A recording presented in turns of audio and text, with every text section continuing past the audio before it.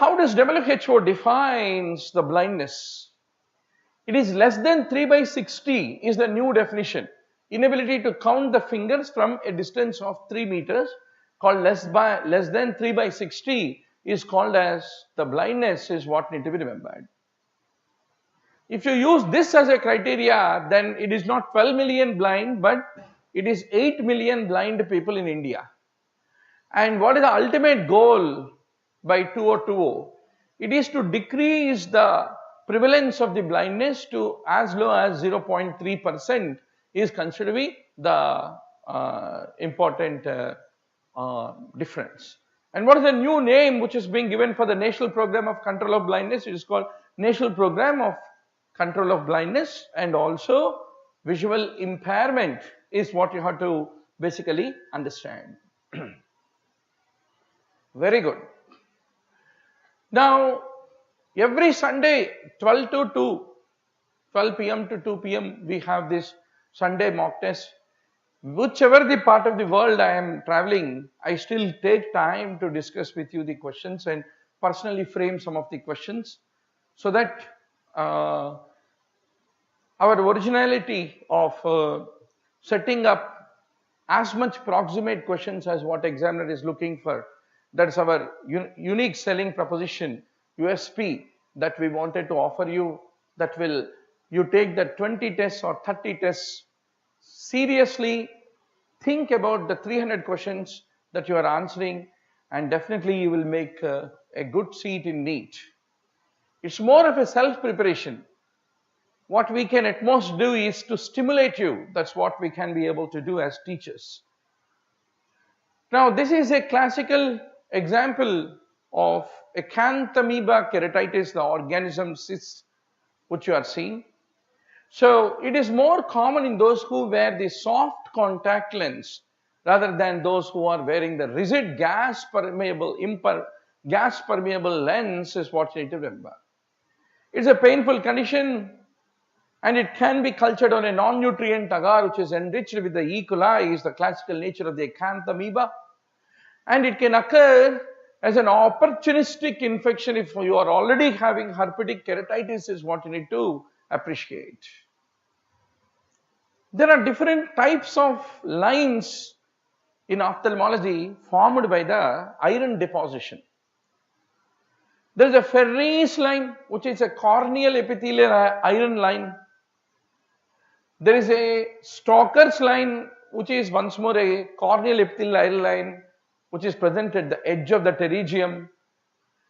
Then there is a Coates white ring, which is deposited in the Bowman's layer of the cornea. But if you look at the Hudson-Stall line, it is typically visible. Let's look at Hudson-Stall line. It is generally located at the junction of the upper 2/3 and the lower 1/3 of the cornea. That is the classical location in case of the keratoconus for the Hudson-Stall's line. This is an example of a Ferri's line, which is the corneal epithelial iron line which is there at the edge of a filtering bleb, is what you have to basically remember. And this is a Stoker's line, which is the corneal epithelial iron line at the edge of the pterygium, is what I want to underscore to all of you. Sodium fluorescein angiography versus indocyanine green angiography. What is the main difference? Typically,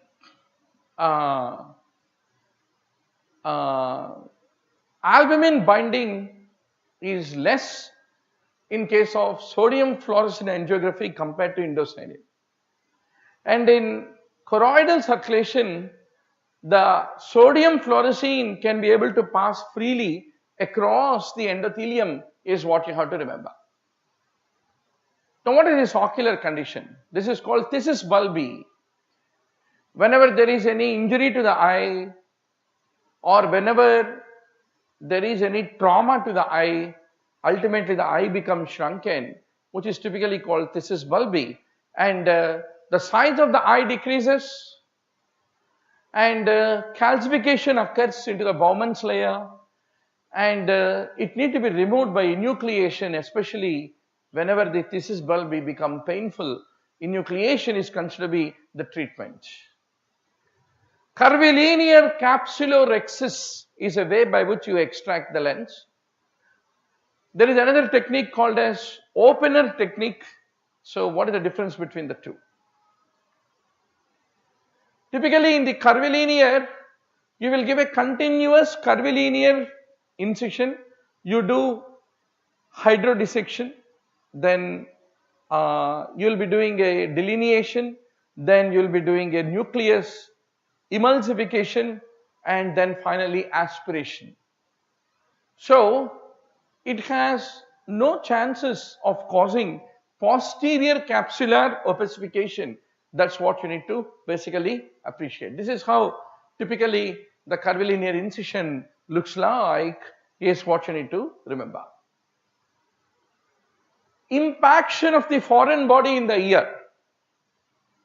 So whenever you are doing the syringing, one important thing you should remember that for the vegetative foreign bodies you don't do syringing, because the vegetative foreign bodies can swell and can get obstructed, can go deep inside, so you don't do that. Epistaxis. Typically, Trotter's method is only for the first aid. Kieselbach is the main source of the epistaxis in 90% of cases.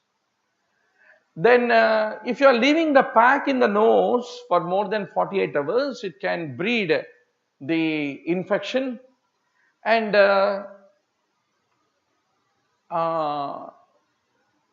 balloon tamponade, you are using pressure. That's the reason it is much more traumatic. Intranasal pack is much more traumatic than the balloon tamponade, is what you need to appreciate.